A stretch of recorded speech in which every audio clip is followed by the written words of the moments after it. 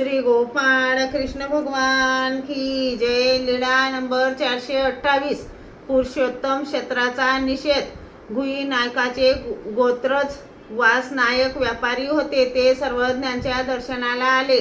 त्यांना अकृत्रिम आनंदाचा संचार झाला। मग ते सर्वज्ञांजवळ येत जात असत। एके वेळी वास नायकाने सर्वज्ञांना विचारले, जीजी माझे मोठे भाऊ देवनायक, त्यांना पुरुषोत्तमाची भक्ती म्हणून ते दरवर्षी पुरुषोत्तम क्षेत्राला जातात। वडील जगन्नाथपुरीला दर तिसऱ्या वर्षी जातात। वडील मला चल म्हणतात, परंतु मी जात नाही। आणि कोणी असे म्हणतात की ज्याने पुरुषोत्तम क्षेत्र पाहिले त्याने त्याच देही वैकुंठ पाहिले, तरी तेथे मला जाता येईल का? सर्वज्ञांनी म्हटले, पुरुषोत्तम क्षेत्रा न वंचावे। श्री गोपाळ कृष्ण भगवान की जय।